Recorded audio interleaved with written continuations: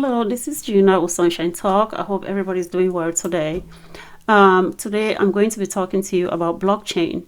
But before I do that, if you been liking the videos that I post, you can please subscribe to my channel. You can click the like or notification buttons so you can get notifications once I post anything new. Today, like I said, we're going to be talking about blockchain. I'm just going to give you like a quick overview of what blockchain is all about in a nutshell. So what is blockchain? Blockchain is like a data structure. You can call it a database. And on regular basis, a database holds a lot of information, which is data, holds a lot of large files, and different companies have their own database. For example, the bank, the library, they all have their own databases. So with the bank database, the difference here is that with the bank or the library databases, they are all centralized, meaning they are the only ones that have access to their own database, and they can go in there and make changes. They can go in there and remove information. They can add information. They can cancel. They can do whatever they want because it's private. It's their database. They can do whatever changes they want to or they see fit. But the difference here with blockchain is that this database with blockchain is different because it is decentralized, meaning everybody can see it. It's like a public ledger. Anybody can see all the transactions that has ever taken place inside the blockchain. So the blockchain, just like the name says, made out of blocks, and these blocks contain information or transactions, and once they contain enough transactions for each block, it gets added to the chain. So it contains multiple or large files of blocks, and each block contain the hash. A hash is like a digital ID of every transaction. So the first block that was created by Satoshi is called the Genesis block, and this block and every other block that comes after the Genesis block has to have information based on the previous block.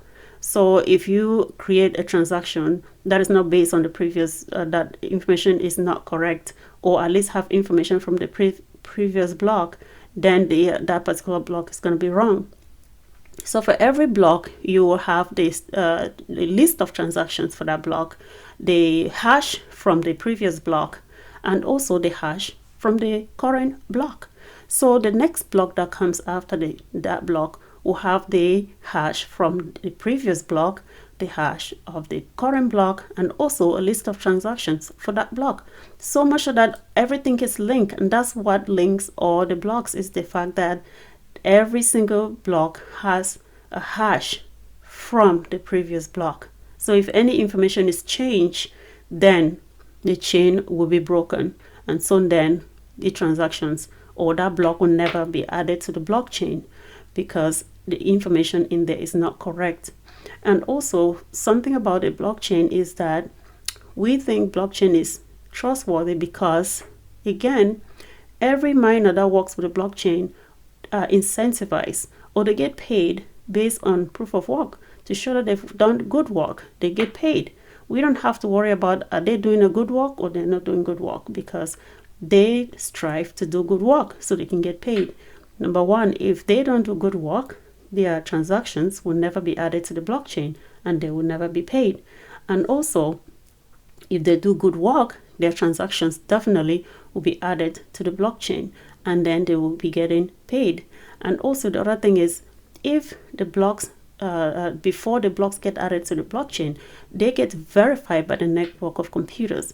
These computers are called nodes. They could be anywhere in any part of the world.